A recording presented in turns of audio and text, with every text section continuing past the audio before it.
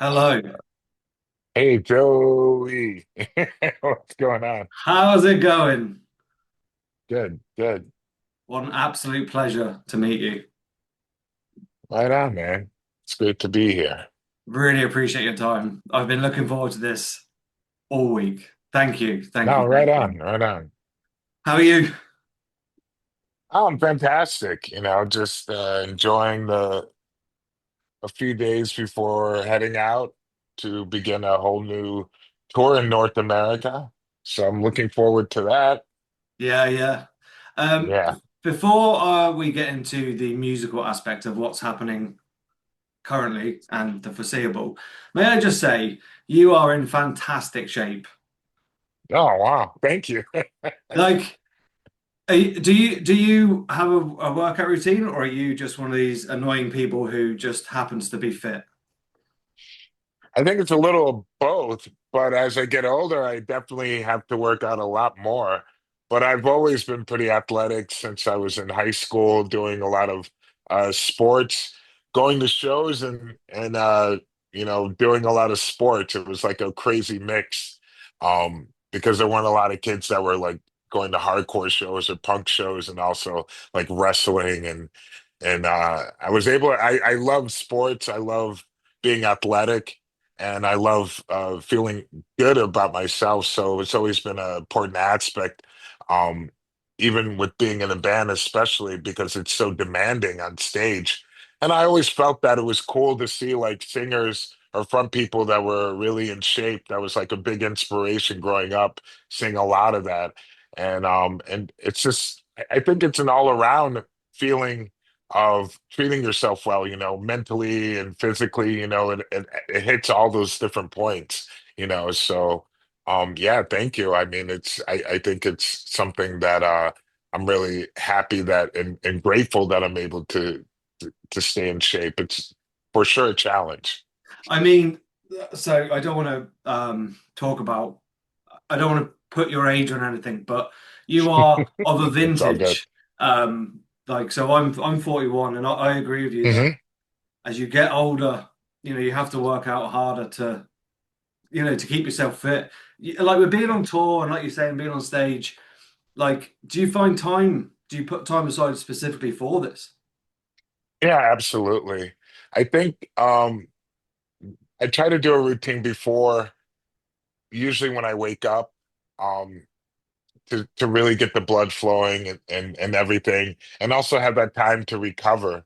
Yeah. Um, Especially on a show day. I don't go all out because I'm going all out on stage. And so I try to just at least get the body in motion. So I like to do a workout routine for at least half an hour to an hour of just warming up. And then have like a lunch or whatever, pretty big. And then have that time to digest like hours before the show. And then again, like the whole burning of that and everything, all that energy off.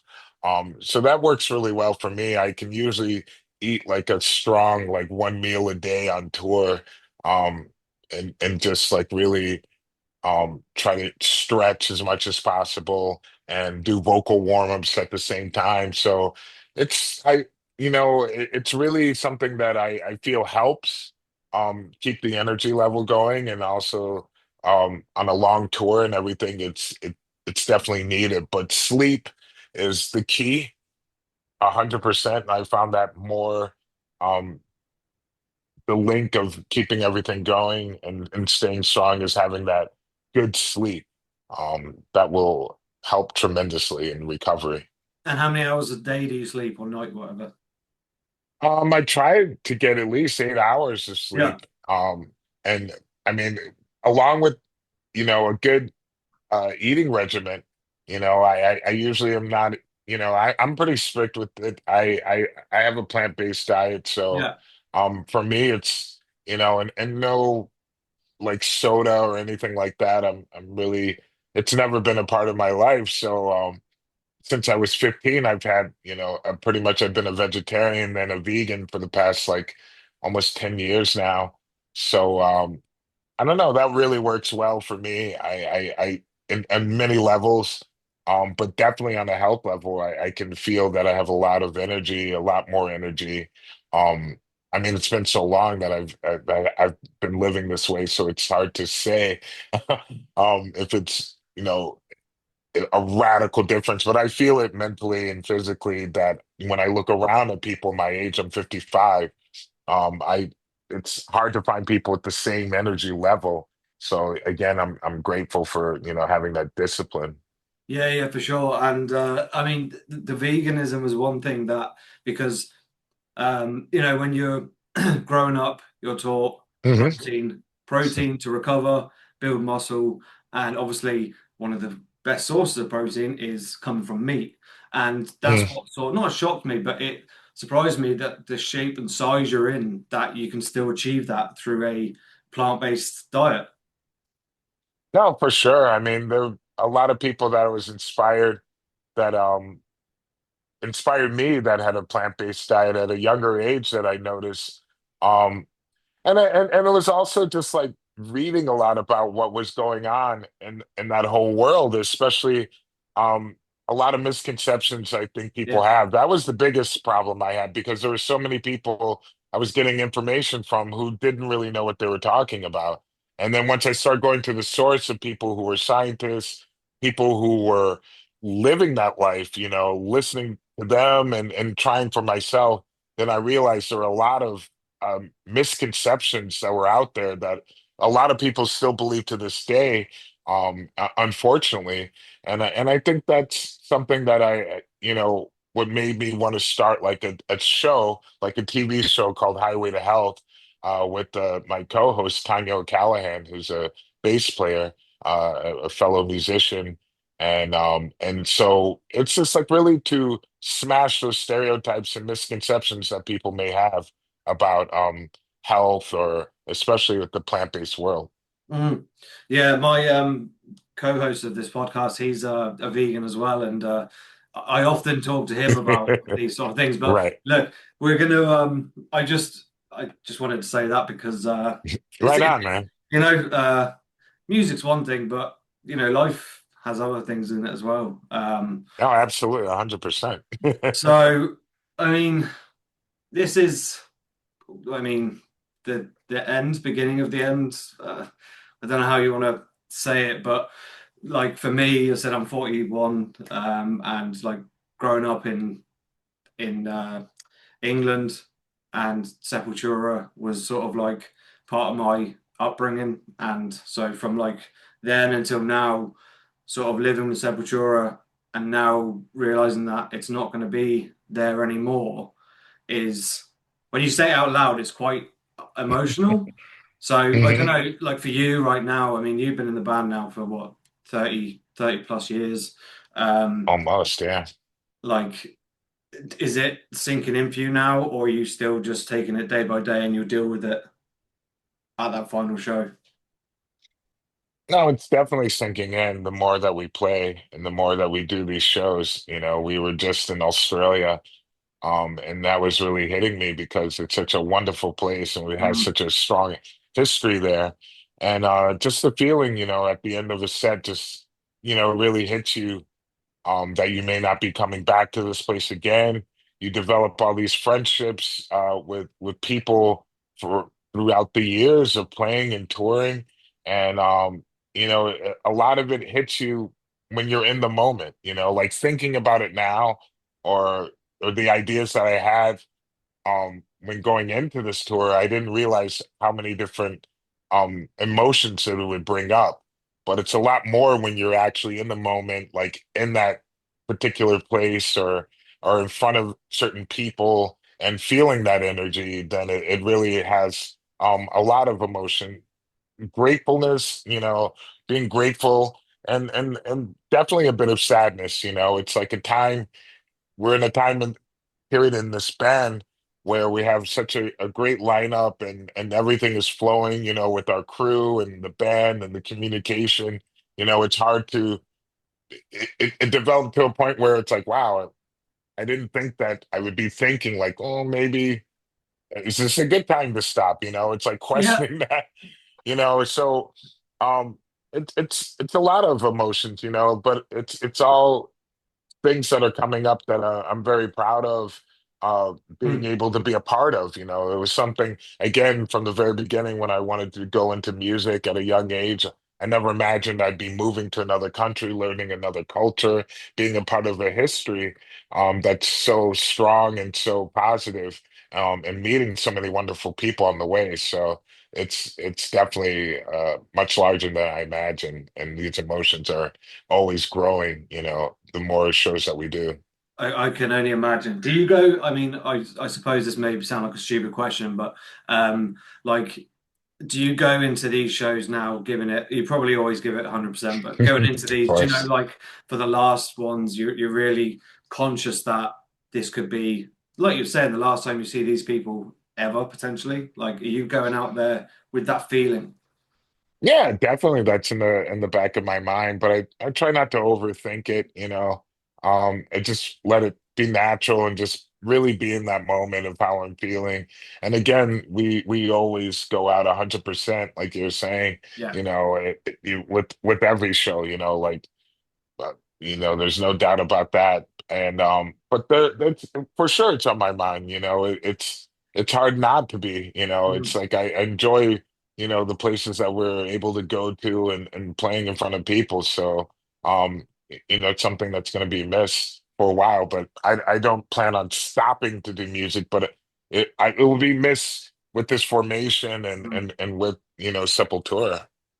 Yeah, and interesting you said there about you just put out, oh sorry, is it 24th that's coming out? The Cloud of Unknowing, the EP, and Hmm. like you saying, oh, is this the right time to start? Because when I was listening to the EP, which I've had the privilege of listening to, especially the opening track, I was like, this is arguably some of the heaviest stuff like you've done. There probably is some other stuff in there, but when I first put it on, I was like, wow, that's aggressive. Like, Yeah. um, and I just when I was thinking, is this the right time to go? Like, but look, I mean, I'm certainly not going to change your mind one small person over here, but I mean, I think the whole idea for us to really, one of the ideas of stopping now, it's just that we feel that, we can stop at our own yeah, accord, and on top, yeah, it would be really sad to stop, because of an argument yeah, or, poor health or, just like poor sales or things like that. It's really great to stop, I think, on like with full strength, like kind of what they say, like blood in the eyes, and it's like a Brazilian type saying. And it's a good feeling to be able to stop on your own accord. So I think that EP came out of just our love of creating and also being together, of course, with Grayson Recruitment, mm, our drummer, yeah, and it just felt very natural to want to do something with him, and it came about where it's like, hey, we should. We always wanted to write a ballad, actually. Andreas yeah. and I had been talking about it for so long in It's many interviews. the second You track, know is what? it? You're right. Oh, And a it's lot so of it's so people, good. thank you so much. And it was really something we thought about, and it was just like, wow, we never had that. It would be really challenging to really step outside of the box and not be afraid to try this, approach, a different approach. I mean, that's been the history of Sepultura, really, each album being different, and Yeah, that's what drew me to the band, as a fan early on. And I'm so happy to be able to be a part of that, where it's so important as a musician to really challenge yourself and to evolve. And I feel that when I listen to the discography of Sepultura and feel very proud that we're able to evolve and change and not be stuck in trying to recreate something that already happened before. And so with the EP, it was just really the moment, it's like we should do this. It feels right. And it was definitely one of the easiest recording sessions that we ever had. Just like as far as uh, feeling comfortable, that ease, not easy in the process and everything. Of course, it's like challenging, but again, just the ease of of no stress and just letting everything come out. Yeah. And sorry, a couple of points there. The first one is that Hmm. you're a creative drummer, and I sort of, when you say you wanted to do something with him, they're still in the back of my mind now thinking, what could have been had this? Right. Do you know Right. what I mean? Like, I know. You're you've right. got this EP. It's a sad thing that it's the last, potentially. Sorry, Hmm. I'm not going to go all Motley Crue and say you're going to sign a contract and stuff like that, but it is potentially the last piece of work we're going to get from Sepultura, and always that, this has come out so good that, if you'd have had couple of years more, what else could have come out of it? But yeah, and the other point is that your discography as well, and you're dead right. Like from Arise up to Quadra, there's such an evolution of the earlier stuff, sort of taking off the earlier stuff, but then Hmm. adding more progressive stuff in there as well. Certainly, like up to Machine Messiah, there's parts in there which you wouldn't necessarily associate with Sepultura, but I think Right. lots of bands, and we talk about this all the time, like if you stand still, you're going to get left in the dust, and progression is such a key. And I think, although as sad as it is, this is almost like such a great fitting farewell for your Hmm. final recording. Yeah, I think, that progression, I learned early on with bands like Metallica, in order to stay in the game, to stay alive, and what you do, you have to stand strong with that. There's going to be ups and downs, and not everybody's going to like your material. That's not the goal. I think the goal is to really create, the best that you can, and just and have fun with that. So I think it's a part of it, like those ups and downs. It really strengthens you, I think, when you're able to get back up and to keep going. But I think when you have in mind, like where you're just like you want to play what you play, you want to communicate what you play to people, and you stay focused with that, and it's that's the most important thing.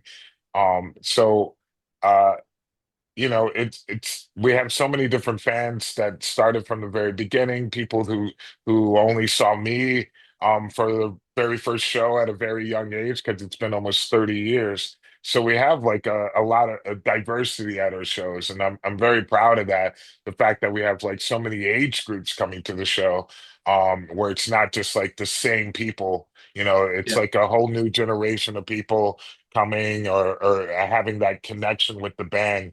And I think that's beautiful. It's not easy thing to do as a band. I know there's a lot of fans that just get really stuck in their period that they like. yeah, I mean, I was one of those fans early on. But I learned to open up about music. I learned to really dive deep into bands I mean, Metallica is the perfect example, just because I saw the ups and downs where people are just like, oh, it's never going to be the same. Or it's, like this talk of like almost like wanting to drag the band down, wanting them to like, they should be, be making another Ride the Lightning or yeah, Master of Puppets, and it's just like, no, it's never going to happen again. It's like, it's done. They already did that. They created the most amazing albums then. I may not like everything that they've done, from God knows when, but I always been a fan. I yeah. always will be. It doesn't really matter. Like I remember people were downing Black Album, and I was just like, it's a masterpiece. There are people that were doubting, Injustice for All. They were just like, video, they sold out, it's done. Oh yeah, But there's always people that are just like maybe getting into the band at that time, and for them it's something completely entirely different. And I love the fact that they were able to really take those risks and challenges, and look where they are, with all yeah. the hate that was around it. It's just like there was just like a lot of talk. They brought it. Live shows is where it matters, and people really feel that, that they're just like a legendary band. So that was like a big, I was inspired by that. I think we all were in our band. It was just like, yeah, let's focus on what we're doing, not try to please everyone, because that never happens. You're never going to please No, everyone. So, no. I think we just want to be happy with what we do and proud of what we do. So, Yeah, and look, the Metallica thing's a great example, but I think the problem with music probably these days is the instant connection with the likes of streaming. Like, you can put on an album of, Mm. I don't know, Pink Floyd, for argument's sake, and you listen to 30 seconds and be like, nah, that's rubbish. Whereas Right, right, true. when like we were growing, sorry, I say we, you were like, Yeah, yeah, yeah, yeah. You want yeah. I'd go into like the local record shop on a weekend with my £10 and I'd pick up a record that I liked the album cover or I knew the label, like Roadrunner, for example, and Right. you were stuck with that, you know, Yeah. although you Yeah, could turn totally. off, but do you know what I mean? Like, whereas now with streaming, it's like, right, don't like that, move on to the next one, and then it's That's it. That's it. It's a good point. It's really it goes very deep with that. That's something that's very serious. And it's starting to be a problem in the education system of education that they're starting to realize. A lot of people have been doing research on this with the screen phenomena and how kids are learning in school with computers and everything, and it's going down. Like a lot of things are going down, especially their attention span. yeah, It's kind of all over the place with the screen and just being diverted in so many minutes. And so you're right. That focus is very different from, in our generation. I was exactly the same way. I go to the record store, I suss out the album cover, the artwork, and it's like, ooh, that looks appealing. And yeah, it's just like a risk. It's like, okay, I'm looking at the thank you credits. Do I like yeah, who are they thanking? It's yeah, like yeah, or it's just like, these little details, but it's just like and then you would listen to intently. You spent your money, you're like, okay, now I gotta flip it over and I want to hear the B side, yeah, like what's going on there. And it's like it's a beautiful thing. I felt I still um I still have so much pride in vinyl and things like yeah, that. But you pose a very good point, like it's very different, like people do have the ability to skip, skip, skip. And I've noticed that, it's like they're tied in to like the algorithm of like an Instagram or whatever. It's yeah, just like 30 seconds or a minute that you have, and it's like done, you yeah. know. But And, thank God there are people that are still, who go a little bit deeper, or have the ability to go deeper. But and I it's a think challenge. I think that's quite that's prevalent, I think, for metal fans. I think in if Mm, I don't want to just dismiss the other genres, but I think like metal right. fans are very much they're so ingrained in the scene, and they're fully aware that metal bands these days are not like your Guns N' Roses, your Ozzy back in the day, where Right. you could get a limo and you'd throw stuff out the window. Bands are touring to pay bills and stuff, and I think Right. metal fans really appreciate that. So, like going to shows, buying merch and things like that, obviously helps them along. And I just think from looking at your legacy now, geez, sounds weird saying legacy. Yeah, it Um, does. sorry. um, It's all good. but I think for a band to have your longevity and not compromising and still being here and like you said, going out on your own terms, because there are bands that have, you know, like Slayer, Yeah. Slayer, for example, which is they come back, but a lot of bands don't have the ability to just say, right, this is when we end it, and Right. hold your head up high and leave behind this discography that you've done, leaving all the memories with your fans and stuff, and just then at the end of the day, waking up the next day and going, right, what does Derek do this morning? Right. There's so many possibilities, endless possibilities. I've always been into to photography, and I will continue to do that. I've been really into like fitness and health, and this plant-based world, and I'll continue doing that.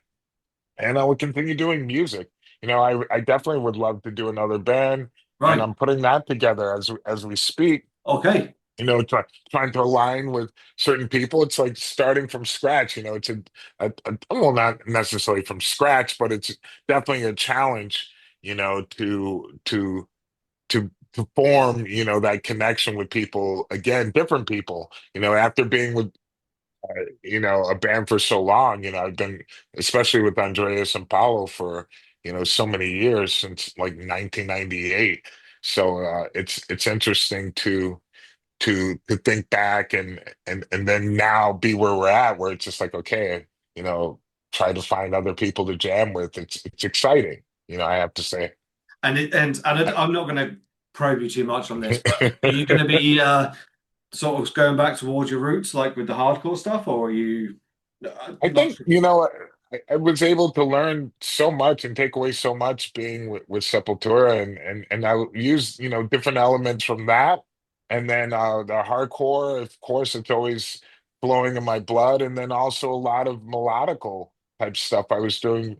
I felt that I've grown and evolved in being able to do that. So I want to have a mix of that, and for sure have a heavy groove on whatever it is going to do in the future. So I'm looking forward to really combining all those different elements. Looking forward to hearing what you cooking up. Listen, I know your time's precious, so I've just got two questions, if you don't mind, before we wrap Okay, up. sure. Yeah, no Um, worries. the one before we wrap up is out of all of your years in Sepultura, you have to pick one moment. What is the highlight that you'll never forget, in your opinion? After doing the audition of being in Sepultura, I went to Brazil for a few weeks and met the guys and got to jam with them, like new songs, like ideas that they were throwing out there. I did an entire demo, and actually demoed one song that they had been sending to different vocalists around the world at that time in '97. And, and so then getting that phone call after doing the audition and everything and coming back to New York where I was living at the time, getting that phone call to come back to Brazil to join the band, that was unbelievable, mind-blowing moment. Um, like the start of a journey, that I had no idea where it was going to take me. Yeah, I mean, you have to remember at the time that I joined, there wasn't really so much uh, a lot of people on the internet. So I yeah, didn't have an idea of like what I was getting into. I didn't realize how big the band was around the world because I just heard from hearsay from people I knew in my area. They're like, "Oh yeah, I saw Sepultura before. It was a great show. It was huge. They're a pretty big band." Or reading like certain articles or seeing stuff as far as like VHS tapes, like live in yeah, Barcelona yeah, and stuff like that. I was like, all right, this is pretty big, but I had no idea, like how massive it was, as far as like the hype behind it, I just didn't know until actually going to these places and meeting people and seeing, what was the reality of the situation. It was just like mind blowing. So I'm kind of happy that the internet and stuff wasn't so relevant at the time that I joined the band. I think it helped in many ways where I wasn't distracted. It just kept me really in the yeah. moment. What was important at that time was to show my best, and to grow as a part of the band. It's actually such an inspirational story as well for people like what exactly what you said. New York to Hmm. Brazil, Right. tried out for this band who apparently were quite big. You didn't know, and 35 or 30 odd years later, sorry, here you are now rocking out still and going out on your own terms. It's great. Oh Um, yeah. my final question, sorry for you, Derek. It's been a pleasure chatting to you. I really has. Absolutely, man. Thank you. Um, the final tour then and set lists. Has this been the hardest set list you've ever had to put together? It has been. I mean, it's constantly we're trying to change it up because we're recording like a live album from all the farewell shows. Trying to pick out the idea is to pick out the best shows or best performance um from all the stuff we're recording now. So we try to change it up, certain songs here and there on certain tours that we're doing either in North America or South America or Europe. just so we have the variety to choose from the discography, which is so massive. So we're really, um, it's been a challenge. Like some of the songs we haven't played live in such a long time, um, and it's always a challenge playing new songs live. Even stuff from the CP we're playing. So we try to keep it fresh, and try to have that variety so we Mm. can have more to choose from when it comes to creating this live album. Excellent. I Hmm. I are going to be seeing you in Norway in June, and then you're hitting All Dublin as right, on. well. What's that? The Tons of Tons of Rock or rock, Ton? yeah. Yeah, Um, right on. so and also in Dublin, you're playing here as well. So I hopefully Oh get to yeah, go to those shows. But Derek, again, thank you so much for your time. It's so nice to meet you, and as I said, it's been an absolute honor, and I look forward to seeing you guys on tour, and I wish you all the best for whatever happens after Sepultura. Thank you, Derek. right. Thank you, Joey. Appreciate it. Thank you so You have much. a good evening, all right? All right, you too. Thanks, man.